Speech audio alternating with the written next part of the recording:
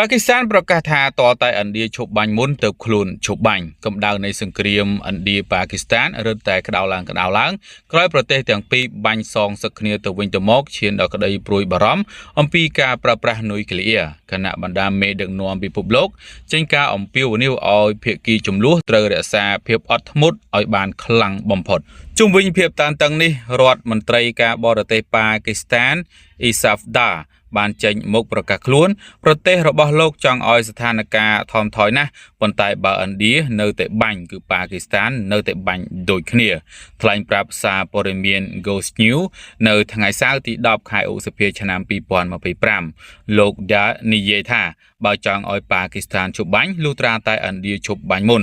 បើពួកគេនៅតែវាយប្រហារយើងក៏នៅតែវាយប្រហារតបតដូចគ្នាយើងឆ្លើយតបព្រោះការអត់ធ្មត់របស់យើងមានដែនកំណត់បើពួកគេឈប់យើងក៏ឈប់បាញ់ដែរសេចក្តីប្រកាសរបស់លោកដាកើតឡើងចំពេលប៉ាគីស្ថានចោទឥណ្ឌាថា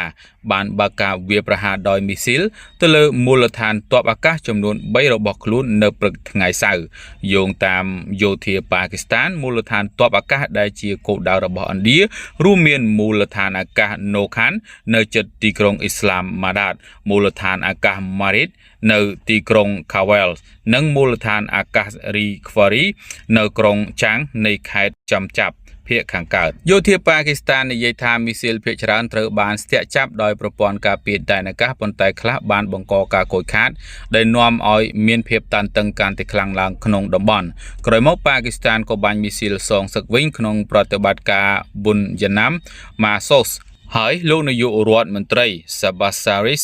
បានកោះប្រជុំមន្ត្រីផ្នែកនុយក្លេអ៊ែរដើម្បីពិភាក្សាអំពីបញ្ហាសន្តិសុខជាតិសូមជម្រាបជាថ្មីភាពតានតឹងរវាងគូជំលោះទាំងពីរបានកើតឡើងខ្ពស់ចាប់តាំងពីថ្ងៃទី7ខែឧសភាមកនៅពេលឥណ្ឌាបើកប្រតិបត្តិការស៊ីនដ័រដោយផ្ដោតលើអ្វីដែលខ្លួនបានពិពណ៌នាថាហេដ្ឋារចនាសម្ព័ន្ធភារវករនៅក្នុងប្រទេសប៉ាគីស្ថានឆ្លើយតបទៅការវាយប្រហារភារវកម្មនៅតំបន់កាស្មៀរគ្រប់គ្រងដោយឥណ្ឌាកាលពីថ្ងៃទី22ខែមេសាដែលបានសម្លាប់មនុស្ស26នាក់ឥណ្ឌាអះអាងថាការវាយប្រហារនោះបានសម្លាប់ពួកសកម្មប្រយុទ្ធយ៉ាងតិច100នាក់ខណៈប៉ាគីស្ថានបញ្ជាក់តែពីរបាយការណ៍ស្លាប់របស់ជនស៊ីវិលតែប៉ុណ្ណោះនិងបានប្រកាសសងសឹកវិញ